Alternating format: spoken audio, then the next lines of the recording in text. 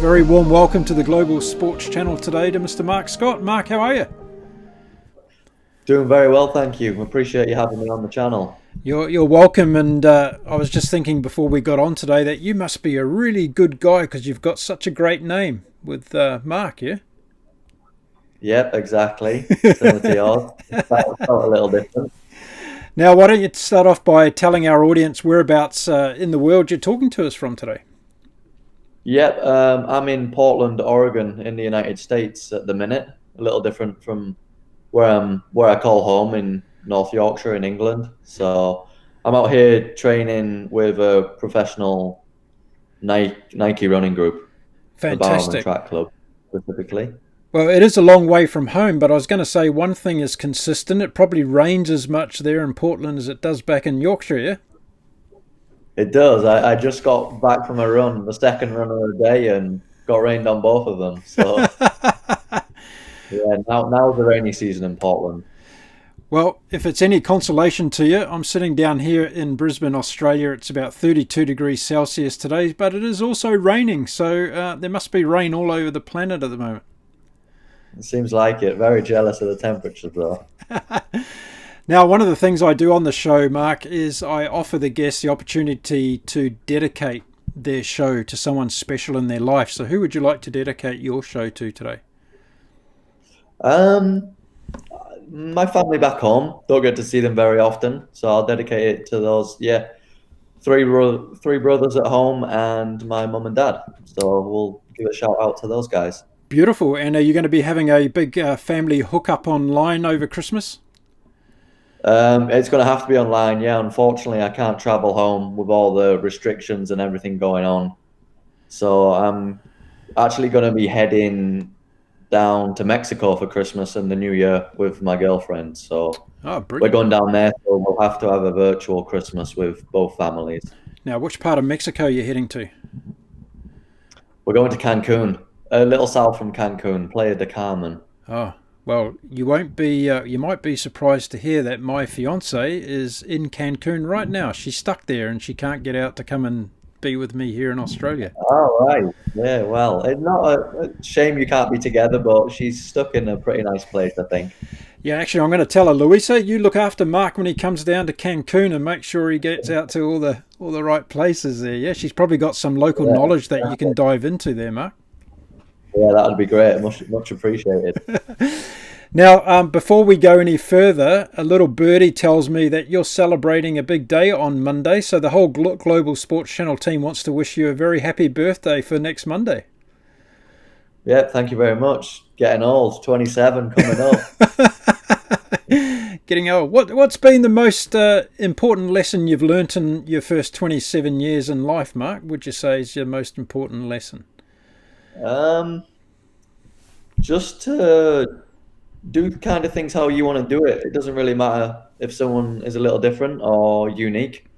Everyone's got their own path in life, so just don't be influenced by other people, really. Just be true to yourself and yeah, just be you. Yeah, very wise words. Now, we're going to talk a lot about running today. It's a passion of yours, of course, and it happens to be a passion of mine as well. So I was just working out Nice. this morning that you can run a mile in the time it takes me to drive it, basically. Yeah, the mile's actually not my like specific event, but I've not run a quick official mile, but if you want to take my 1500 conversion, then that'll do. That'll do nicely. Yeah, that's pretty good. We'll get into some of the times later on, but let's go back to when you were a kid in school. And what was the dream then? Did you want to be a lawyer, a doctor, an astronaut, or was there something else on the radar? I was always very competitive as a kid. Doesn't matter what I was doing, playing board games, out playing football, anything. So I always wanted to run. It seems from a young age, yeah, my parents always knew I wanted to run and they got me involved at a young age. Yeah, I always wanted to do sport, and once I found running, I wanted to be a professional runner. There was I also wanted to join the army back when I was younger, but my parents weren't really too fond of that, so they kind of pushed me away from that a little bit. Um, Yeah, I had thoughts of joining the army and then just doing anything related to sport, really, whether that would be coaching or, yeah, wanted to become a professional athlete. And that's the dream come true, really. So I guess a Yorkshireman, you probably end up playing either football, doing a bit of cycling, or ended up being a runner, and you decided running was your thing, yeah? Yeah, exactly. Cricket is one you can't forget as well. Cricket's pretty big in Yorkshire. Yeah, yeah. Didn't really get into that a whole lot though. So yeah, I played football at a higher level and ran as well. Yeah, and just never really got into the cycling. I did it when I was hurt, when I couldn't run as much as I'd like to, and I did it for a couple of years as a hobby, but nothing serious. Hmm. So yeah, looked out with the running. So what was it about running that really you fell in love with it? Was it the serenity of it, the isolation of it, just being able to be out there and be free? Yeah, I think that was it. Just I was very individual as a kid, and that's one thing. Running, you people say it's boring on your own, but I can go out and run.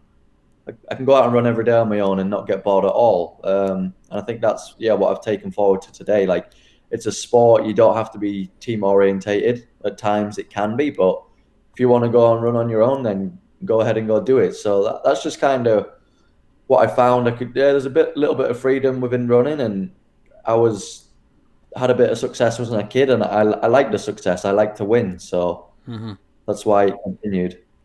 So, in terms of getting into a running club, there might be a lot of parents out there listening and watching the show today who are thinking about putting their kids into a running club. How did that all work out for you? What was the Yeah, process behind starting off at a running club? right. Basically, it was just looking around my area to see who could join and at what age you could become a member of the running club, and if they have any spaces available on the club, because there's a lot of clubs are struggling for coaches at the minute. Sometimes it's just parents will have to get roped in and help out a little bit. So what I did was just my me and my parents just did some research about the local clubs. We obviously didn't want to travel too far, and then we just went for a taster session at each one, and just kind of see where you see yourself in a few years. If you think you'd fit well there, and if you fit on the night, and there was a good group to train with.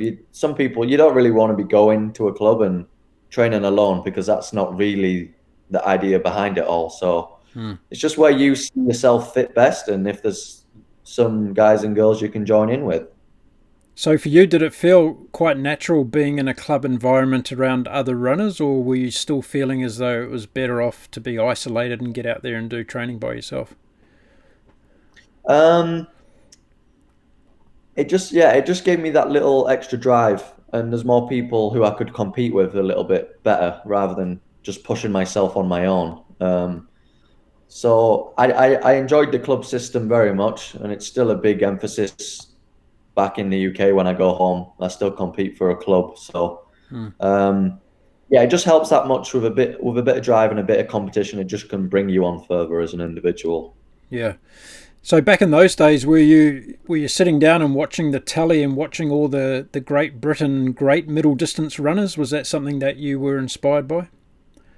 Um, Not so much at a young age. Like you talk of all the good guys, Cram, Ovett, Co, and the likes of those people, but I think I was just a little too young at the time, so I didn't really appreciate like the greatness of those three guys. And there's more people as Brendan Foster, and then moving forth, like Mo Farah, for example, he was more a guy I could look towards and try to strive to be like, just Hmm. because I could relate a little bit more, Hmm. just with my age and knowledge about the sport. So. Hmm. So when you were in the club, did you kind of fancy a particular distance that kind of came to being natural for you, or did you try everything? Yeah, I would try everything, but it soon becomes apparent if you can be a sprinter or a long distance runner. I am a triplet, so naturally, Oh, I'm pretty small. Didn't weigh much as a kid when I was born, and just never really had big growth spurts. So I was always pretty small and skinny, and that just kind of puts you in the direction of where you're going to go, and that was becoming a distance runner. I couldn't. It was apparent when I got to the club I couldn't sprint very well, so onwards I went into the distance group. I don't know about that, but I've seen your times for your last 400 meters in a 5K race, and you can get along pretty well for a last 400. That's for sure. Yeah, that took some development. I've been working on it for a few years, but yeah, that's a little signature trademark of my racing and how I like to do things. So, but that didn't happen overnight. It took a bit of work. Nothing does it? That's worthwhile happening overnight. So, at club level, were you already having dreams that, hey, I want to go on and be a professional athlete, and I want to go as far as I can with the sport? Was that where the seed was born for you? I think so. Yeah, it was. I was always, like I say, competitive, and I told my parents at a younger age that I wanted to try and get to the top, and the Olympics was always a dream of mine to go to, and then hopefully, now that it's looking a bit more likely that I can get there, then hopefully have some success there as well. So, again, for people listening and watching today, and we need to really stress that, a lot of these people who have dreams to get to the Olympic Games or to be the best in their field, it takes many, many years of dedication. So did you sit down back in the day and kind of have some kind of plan? Did you always think, okay, I need to go overseas and train and be in a different environment? Was that part of your plan? Yeah, it was. After school, I started looking into going out to the States, knowing the scholarship availabilities and the facilities and the training group, the team environment, just like it was at the club system. I knew I was not going to get, just being from a small local town in North Yorkshire, it was kind of tough to get the people together to train and push each other to the maximum of our abilities, just because one or two guys just doesn't cut it at that level. You need to have people and the resources available to you. So I looked into gaining a scholarship out in the States, and that's where I thought that this would be the first step to becoming a professional runner. At the time, I was lucky to get a scholarship. I didn't know really if or when or what it would even take to get to the highest level and become a professional. Well, there we are. Hang on. So I guess it's always important to put yourself in an environment where you continually grow and evolve as a runner, right? So finding the best possible places. Now, I heard from a little bird on the wall that you actually talked yourself into a scholarship in the United States. Was that right? Yeah, that was right. I had to convince the coach to take me onto the team. I wasn't an overly successful junior. I was winning local races and qualifying for the national events as such, but it wasn't until I got to that team, and then I really started developing a little more. Just because there was the facilities available to me, I started running a bit more, taking it that much more seriously. Yeah, but yeah, I convinced him, and yeah, it worked out pretty well for the both of us. So how old were you when you left the UK to go to the US? I was 18 when I left. 18, okay. And what did you find to be the biggest part of the transition? Obviously, the weather was part of it, but also the training and stepping up in terms of the commitment. Was that a hard thing to deal with in the beginning?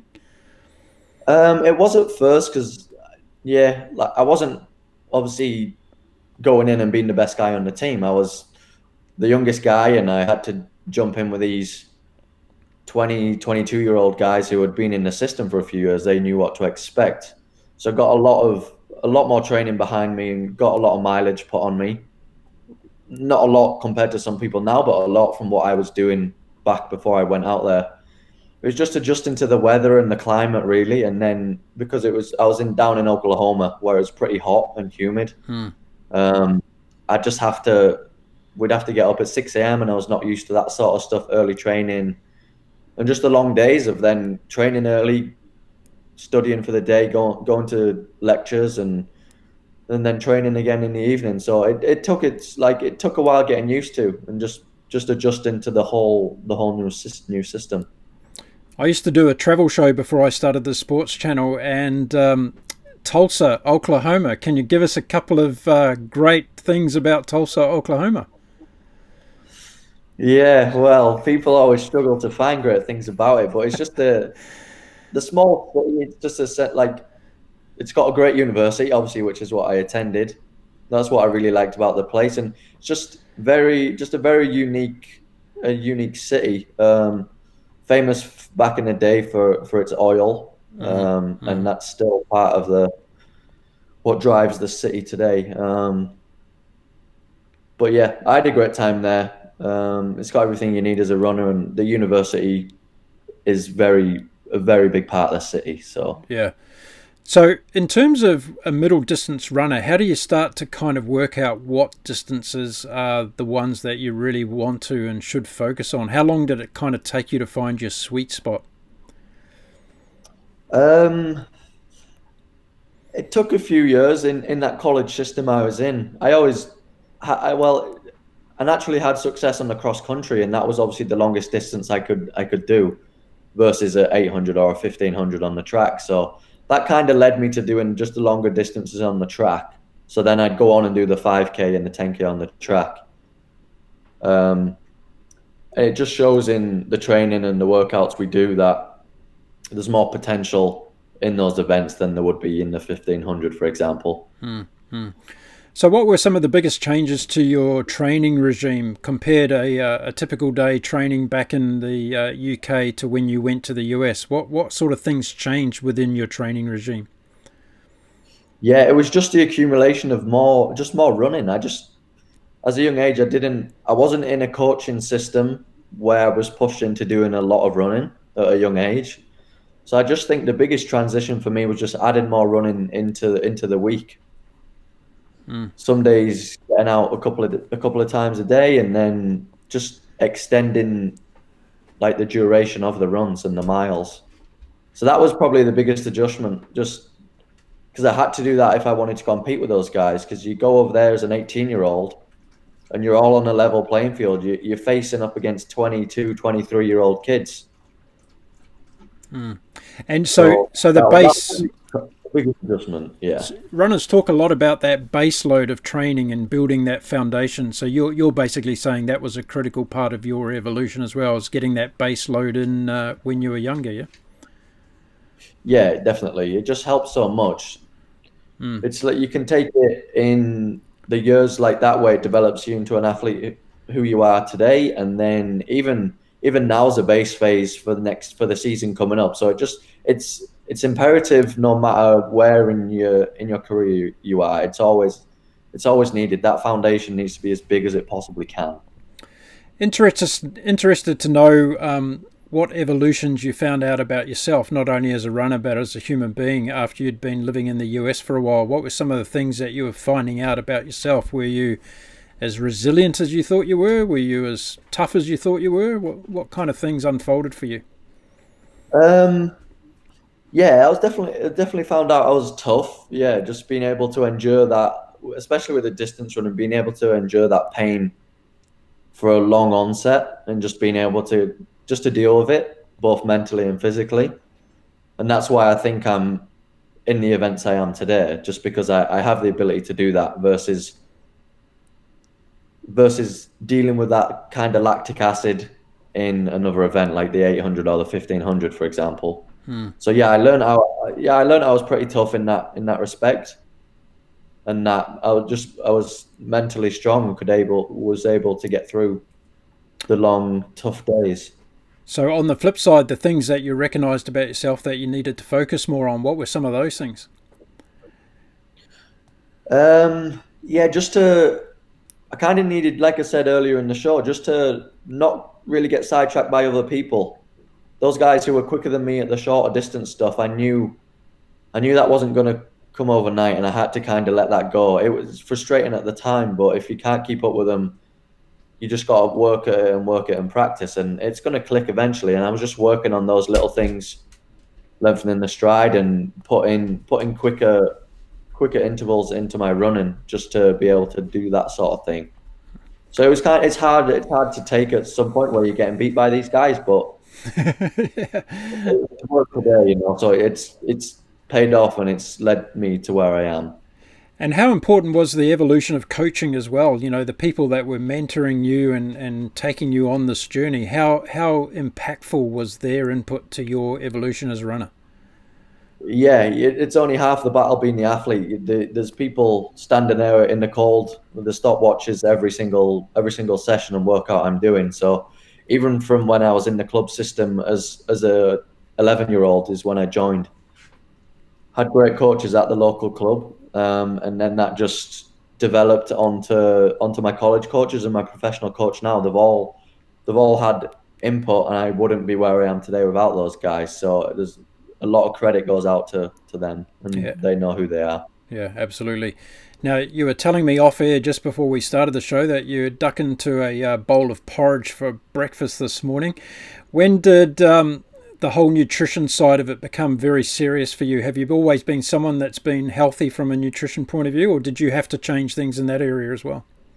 Um, I was always fairly good, just getting that little bit better every step I took. I wanted to make sure I eat well and fuel myself properly going into training, knowing I could work a bit harder and get a bit more out of myself. So I think I've always kind of been honest with myself, and yeah, there's days what are tough and you want to go eat fast food or you want to go eat out, and that's totally fine.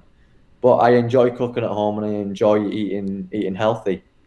So that's kind of always been, and just as I've developed in age, I just kind of understood more of what I need, and I know responds well for myself, and I know what I like to cook and eat. So and what works for me. Yeah, brilliant. It's very much an individual thing, isn't it? You know, with so many diets and nutrition plans around the world, it's all about finding out what actually works the best for you, particularly when it comes from a fueling point of view. Have you found now that you've kind of got to a stage where you probably have the most energy you've ever had in your life? Yeah, exactly. Like it was tough, obviously, back when I was in Tulsa, Oklahoma, just because of the early starts. It's hard to get enough sleep and then wake up and get a good breakfast in. Whereas now we train that little later, we have a bit more freedom that we all know what we want to eat. And I have the same breakfast every morning, knowing it works and knowing that it's not going to upset my stomach when I am training. And I can eat what I want. And it differs from my roommates, for example, and it'll differ for another runner. So Hmm. yeah, whatever works best. I feel that it does great for me, and I'm very fueled up and ready to go for the hard intervals. Yeah, brilliant. Now, over the last couple of years, you've had some amazing achievements on the track. You've also had a couple of things off the track that have been life changing as well. Let's start off with the on the track stuff.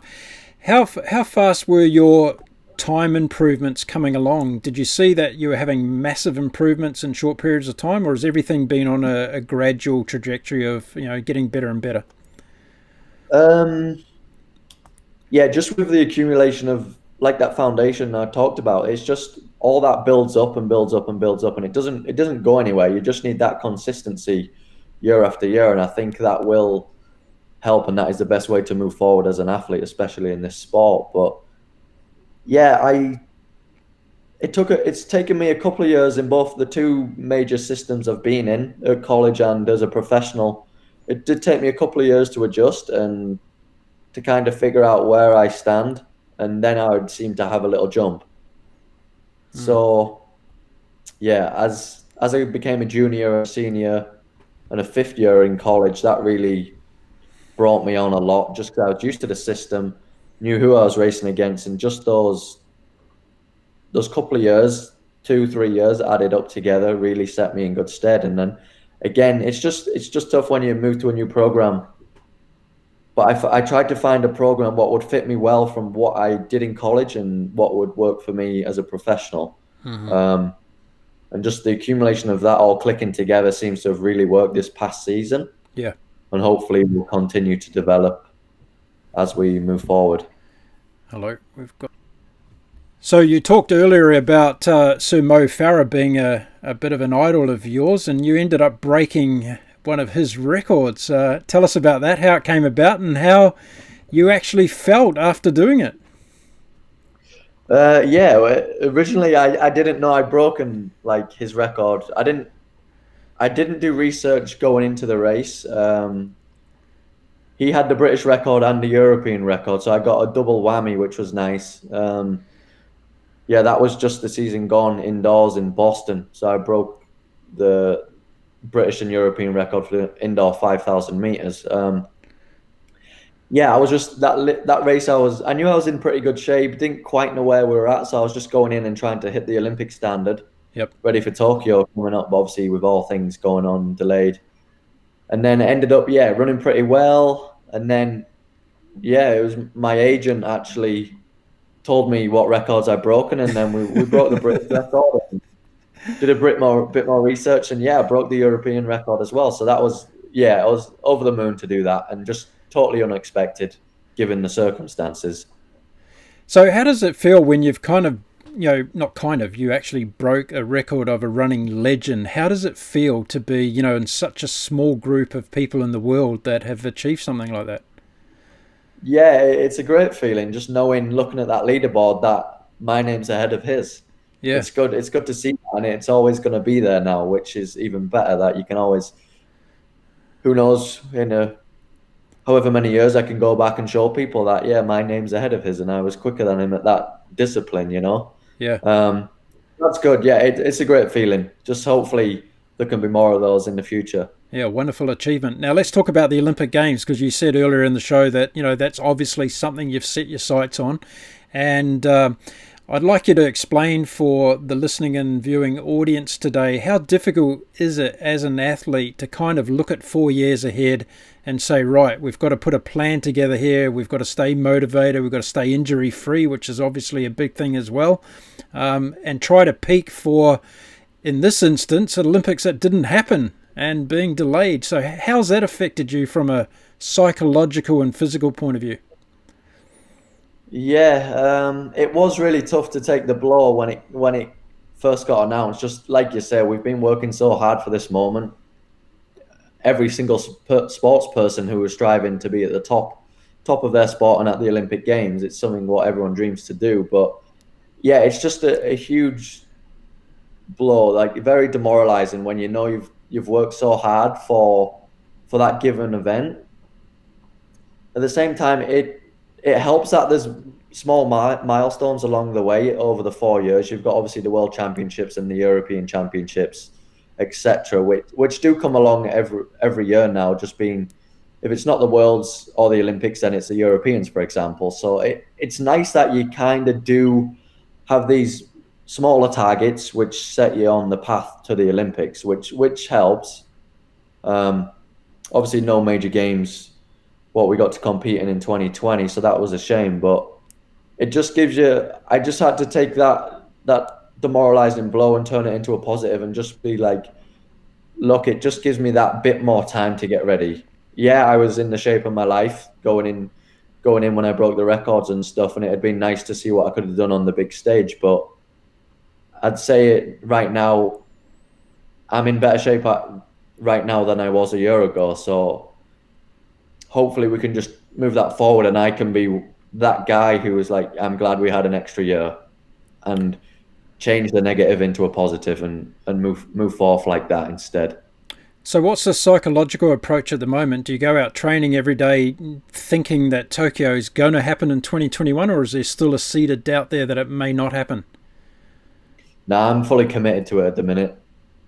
It seems like they're going to go ahead regardless or not with the spectators. I think over in Asia and stuff, they're doing pretty well at managing the COVID environment. So I think, and especially with the vaccine already being distributed, I think there's no reason why the games won't go ahead in 2021.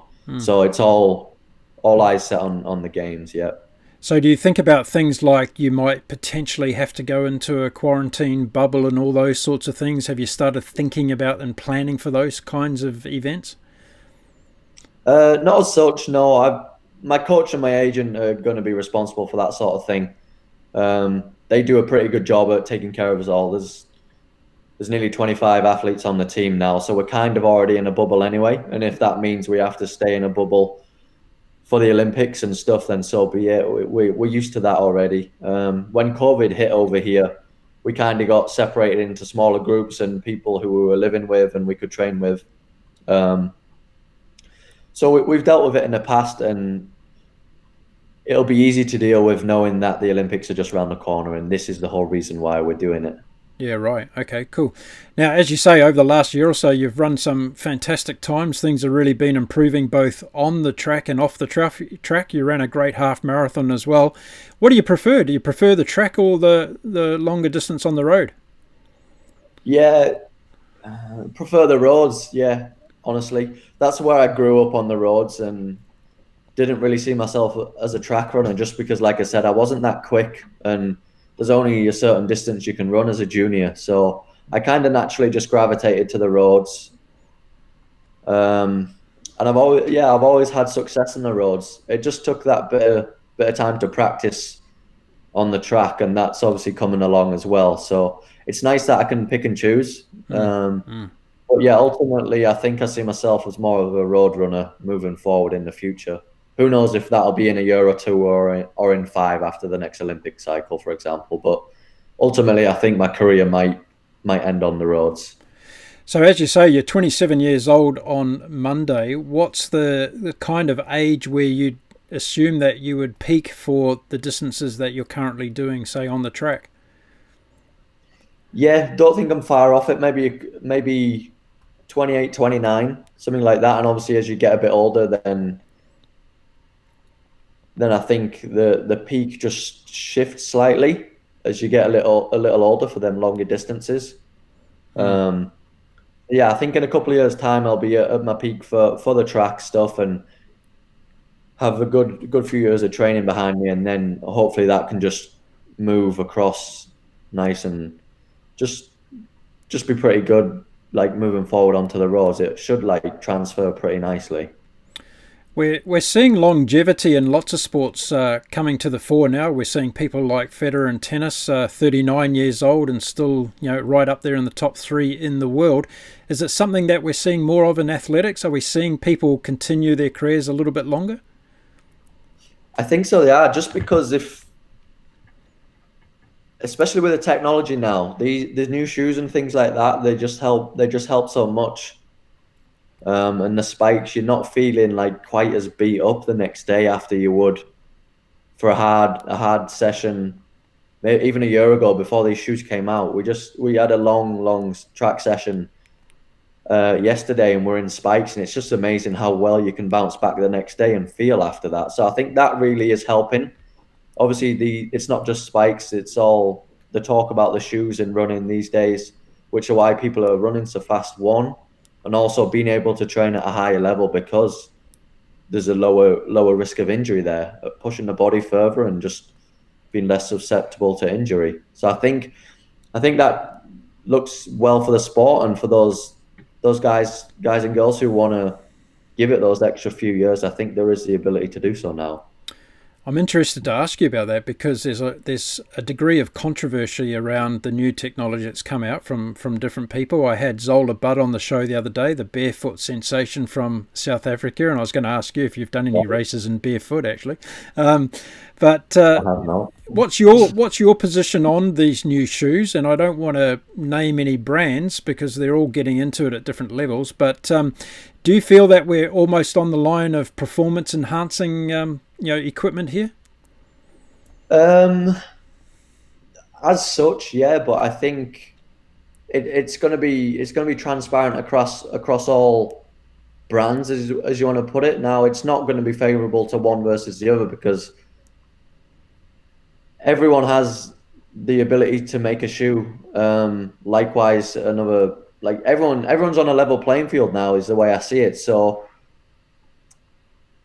obviously, the times we're seeing, because of is it because of the accelerated training people are able to do because of the shoes, or is it simply because of the shoes itself in the races? I know they've not been around a long time, but um, it is getting that way. But I think the sport needed an advancement, and it's got a lot of hype around the sport now, and people are actually looking into it and getting involved, which is great to see. It's like you brought up the tennis player earlier. It's that the guys don't play with wooden rackets anymore. It's just not That's not how it is. Like you say, that the spikes back in the day and on cinder, people, that's just not. Technology is advancing, and we've got to move with it as well. We've got to advance with the times. Mm, mm. So that's my standpoint on it, regardless of what brand I'm supported by. I'd always wear the best shoe available to me. Okay. Now, as somebody who's a connoisseur of running, when you see something like a sub-2 hour marathon from Kipchoge, does that blow you away as well, seeing a performance like that? It does, yeah. Just knowing at what pace he has to run for a mile, and maybe I'd struggle to do half of it. That I think, yeah, his marathon time is obviously his marathon time is obviously what I ran for a half marathon. Yeah, I've not trained for the event specifically, but he obviously ran a little quicker than I did for the half marathon. But yeah, it's amazing to see someone be able to do that. People never knew it was ever going to be possible, and it's great to see that someone has managed to conquer it in my lifetime, and especially with a runner in the professional sport as well. It's amazing to me. So I can't even imagine what like normal people think of it. It's insane really when you think about what he's done. Yeah, I think that's one of the things, though, in terms of, I guess the normal person that you allude to out there doesn't really understand how phenomenal it really is. And it's not until you get on a treadmill and you try and run at that pace yourself for, 100 meters, right? And you're falling Exactly. falling off the back of the treadmill. Yeah, that's what it takes is someone to go out and maybe run half a mile at that pace, and just to see what it feels like. And it's like, really, yeah, he did this at 26 miles, which is incredible. Yeah. So as an athlete, does that psychologically have an impact on you? Do you start thinking now anything is possible when you see performances like that and people able to do things that were seemed to be humanly impossible a few years ago? Yeah, it's great to see. It just shows that the human body can be pushed to like great limits, and everyone can move forward from that and be like, maybe I can give this much more in this sport or this discipline. It doesn't just have to be within a sport. You can push yourself and make yourself hurt in other ways as well. Like the human body is obviously capable of incredible things, and that's just an example of someone running. So. Yeah, there's a lot still to be explored. So in terms of what we're going to see out of you in the future, I guess one of the things that I wanted to ask you today was, for people who are listening and watching who hear about you talking about beating British and European records and competing in those types of events, how big is the next step up when we're talking about the Olympic Games? How much better do you have to be as an athlete to succeed at the Olympics versus breaking a national record or a European record? Yeah, it's physically it's not a whole lot different, but obviously the mental side of things is really daunting, knowing you're on the biggest stage of the world and everyone's watching you. So that's kind of the main difference. Like I said, these platforms, European Championships, breaking records and stuff like that really do set you up well and try and give you a bit of exposure of what the Olympic Games is going to be like. But it's the mental side of things, knowing that you're racing the best of the best, and if you fall short by a tiny margin, then you're not going to qualify for the next round. You're not going to make the final, or you could miss out on a medal. Just those things just really do add up when you get to the Olympics, and you got to be on your A game, or you're going to get exposed. Now, we also see tactics and strategy coming into it a lot, particularly over the middle distance, where you have races that are run very slow and then there's been a big kick down for the finish, or you've had other races that go out at incredibly insane paces. Are you somebody that can adapt to both of those types of strategies? Can you sit and go slow and then kick home, or are you somebody that needs a good solid pace going on all the time?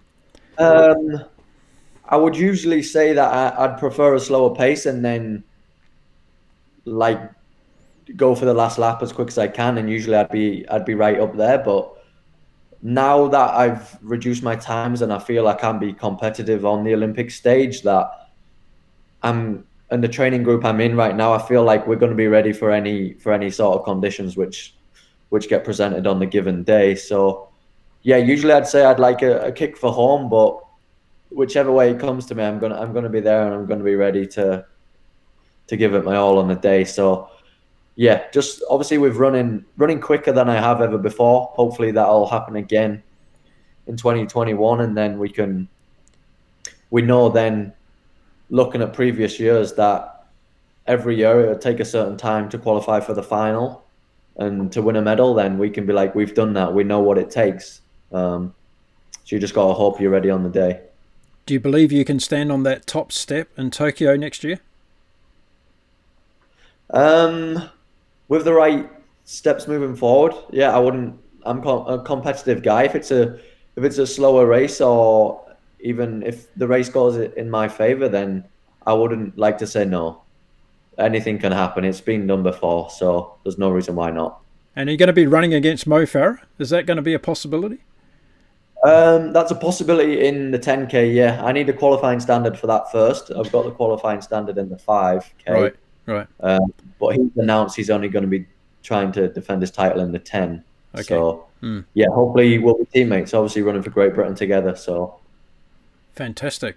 Well, I'll tell you what, I'd like to have you back on the show after the Olympics, and you can tell all the audience how your predictions came out for your scenes next year. But I want to ask you also, for little tackers that are listening and watching in today, those little kids that have got an ambition on getting to the Olympics as an athlete, what some of the advice you can pass on to those little kids starting out today? Yeah, it's just believe in yourself is the number one thing. Doesn't matter who else doesn't believe in you. If you do, and that's what gets you out the door every day and going out for a run, then so be it. That's good enough. You don't need the backing of other people. So that's my number one advice. And just you just don't want to put too much stress on yourself as a youngster. Just get out there and enjoy it, have fun, and the steps you take will hopefully lead you to bigger things. There's nothing worse than being pressured and guided the wrong way at a young age and just falling out with a sport. So it's all about the way you see it and persevere as an individual. So yeah, get out there, have fun, and try and link up with some people is what the advice I'd give to some youngsters. Brilliant. Now, the flip side of that question is giving advice to parents who are listening today, because they're often the ones that are pushing and trying to drive those youngsters to go and do stuff. So what pieces of advice would you pass on to some parents that are listening today who think their kids have got some potential and talent? Yeah, get them involved with the community stuff, like joining a club. It's going to be the best thing for them, and it might save them going out on the bike next to the little one instead, So get them involved at a young age, and yeah, it's irrelevant. And I'd say obviously try a wide range of sports. It's obviously, I played football along with running until I was 16, and I think one just complemented the other. So I'd say get them involved and just make sure they're having fun and they want to be there is the main thing, rather than pressure them to be there. If they don't want to be there, then at the end of the day, it's their loss. It's not the parents' loss.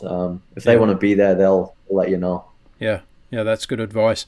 Now, we've talked about a lot of the positive things that have been happening in your life, but back in 2017, you had a bit of a medical condition that literally put you on your back for a while. Can you tell us what happened?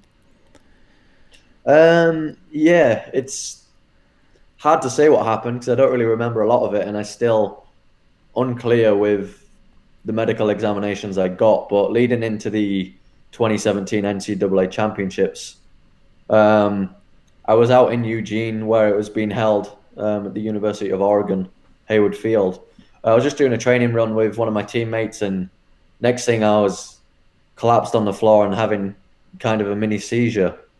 My teammate helped out, kind of got me to again, and then we were 4 or 5 miles away from where we were parked, so I had to run back. I actually didn't feel anything as a result of it. I don't know if it was down to like a low blood sugar issue or dehydration, something else deeper within the body. I'm not really sure to this day what even happened.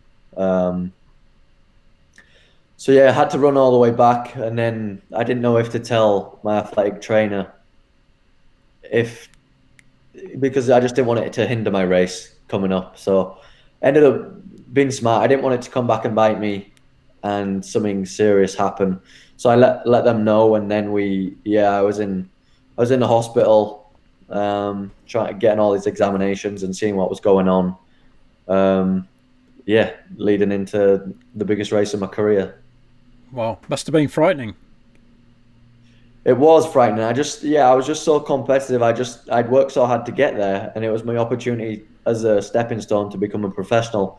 If I could show my worth and display my talent that day, that really helps. As an NCAA title behind your name helps a long way to becoming a professional. So I just didn't want that to hinder anything. So I thought I'd best tell someone and ensure that maybe we can eliminate it from happening again. So that was the way I went about it. Was definitely frightening though, just being in the hospital, not knowing what was going on and if I was going to be able to race or not. Yeah. Had you ever thought about something like that happening before? Was it part of your consciousness that, hey, I could get a serious injury and my running could be finished overnight? Had that been ever part of your thinking process?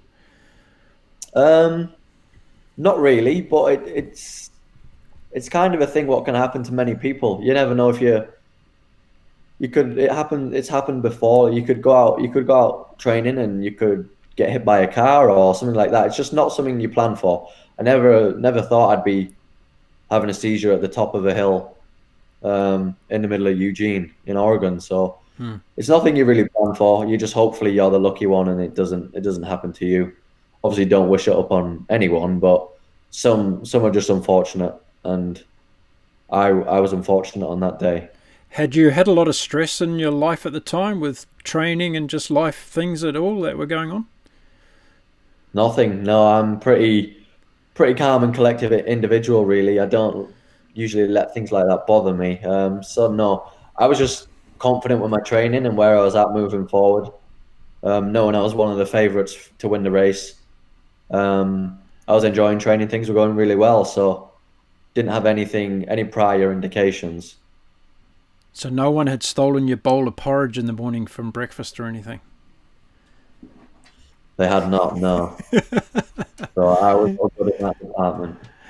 And no relapses since then? Everything's been fine since then? Yeah, Touchwood, everything's been good since. Okay. It was just maybe a freak one-off accident. I had many scans and tests done when I was in the hospital and nothing came back conclusive. So there was no underlying issues and there was no evidence as to why it happened on that day. They wanted to do more testing, but my coach and I said I felt fine. My coach wanted to get me out of the hospital and prepare best I could for the race. So that's what we did. And maybe, yeah, I don't have any reason to look into it anymore because it's not become an issue since that day. Yeah, fair enough. Now, one of the things I like to ask a lot of the elite athletes that we have on the show is life after your running career. Have you put much thought into that already? Have you started thinking about what you'd like to do after running?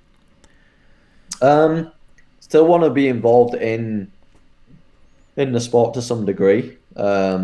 Sponsored by Nike right now. They've helped me out in my career, going into my 5th year with Nike. So it'd be nice to be linked up with those at some point. I've looked into doing. I'm kind of an online coach at the minute. I help out a few people from different areas around the world and give them training plans and stuff like that. So that's something I am really enjoying. Just giving my knowledge to other people and watching them succeed is a good feeling, and getting something back from the sport. Whether that means I'll be a personal coach like I kind of am doing at the minute, but I think it'd also be nice to kind of be linked in with British athletics and do something with those. But yeah, I see myself being involved in the sport for a long time, and that's really where I want to go. Yeah, cool. What do you think your marathon ambitions are? How low do you think you can get your marathon time? Definitely want to be in the 2 hours. Yeah, the British record is obviously hard to get with Mo just running pretty well. But yeah, we'll see. We'll just see how it goes. I need to get that half marathon time down a little bit first, and then we can make developments onto the marathon. But I'd like to say some 2.6, 2.7, somewhere like that would be I'd be happy with that. I know it takes the perfect race on a given day for a marathon. Everything has to go well. So yeah, I'll set my expectations there, and I'd be happy with that. And anything more would be a bonus. I'd be over the moon with that. You get to train and compete in some of the greatest stadiums around the world and be involved in some of the best track locations as well. Has there been one or two that have stuck out as being your favourite places to run? Um, Obviously, when I won the NCAA title in Eugene, there's such history with that stadium and track and field. Yep. Obviously, just being renovated to probably one of the best facilities in the world right now. So it was nice to win there when it had its roots and the tradition. So that was probably one what stood out. And the Olympic Stadium in Berlin, where I ran the European Championships, it seems like all the major games. When I ran 2017 World Championships in London as well. Those stadiums have, just something about them just gives off a different vibe than something else. Obviously, because they can host a lot of people and the atmosphere inside of them is second to none. But then training, I'm just here on Nike. I train with the Bowerman Track Club here in Oregon, and just the daily use of the Michael Johnson track. It's just something which everyone wants to run on, and we get to call it our home track, and we run there on a daily basis. So that's also special as well. Great, it's a great place to call home, away from home in a way. So depending on the situation with spectators at Tokyo, are your family going to come over if they can to come and watch at the Olympics? Yeah, that's the plan. Obviously, need to qualify first. Yeah. They don't want to jeopardize me and book tickets and put all this pressure on me to qualify and then I not be there. But yeah, that is definitely the plan. So yeah, that's what I look forward to with them. Yeah, great.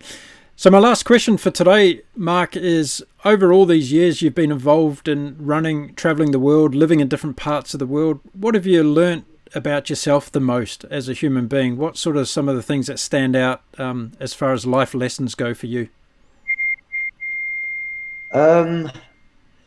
It's just kind of taking one step at a time, and I even just talked on the run tonight. Just so many opportunities we've been given, which we wouldn't have had. We wouldn't traveled the world like you mentioned if we weren't involved within the sport.